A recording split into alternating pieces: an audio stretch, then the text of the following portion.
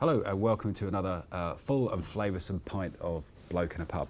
And never shying away from the thorny issues, today we're going to tackle one head on and we're going to deal with death. Not the death of the post-war socialist dream and the collapse of the NHS, or the incipient collapse of the economy through its mismanagement of the Brexit process.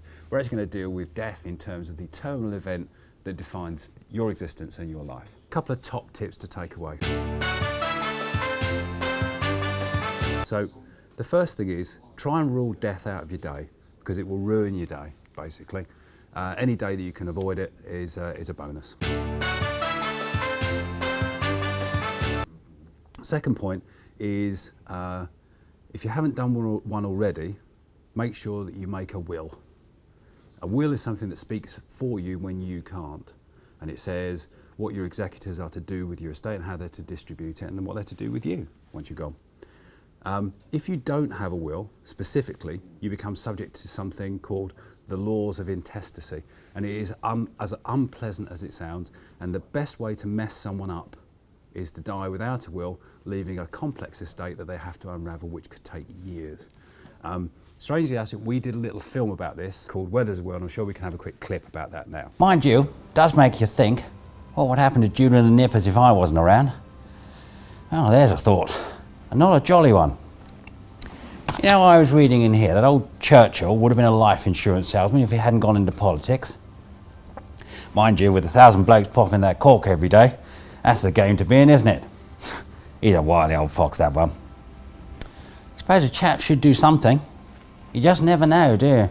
1 minute you're lining up for takeoff and the next, Angels 3-0. And if this show is anything like the scramble for breakfast in the officers' mess this morning, could get ugly. Really should make sure my little squadron have a roof over their heads. Fantastic, award-winning stuff. Make sure that with your will, you have a complete record of your financial provision so that we know where everything is. Quite often we find that where there's a couple, when one of them passes on, they've been the person who's been responsible for looking after the financial planning. So it's a really good idea that couples and families do that planning together. At least once a year, maybe get together and know where everything is. The final point, which is usually and completely overlooked by everyone, is that we now exist in a digital age. I mean, personally, I preferred it when it was analog, and I'm collecting LPs again for exactly that reason.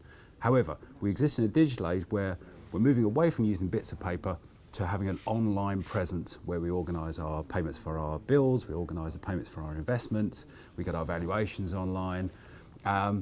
So one of the questions is, if you died today, would your survivors be able to get into your phone? Would they know the codes to get into your phone and then get into your accounts to deal with your digital footprint? The top tips, basically, the takeaways from today are: 1, rule death out of your day.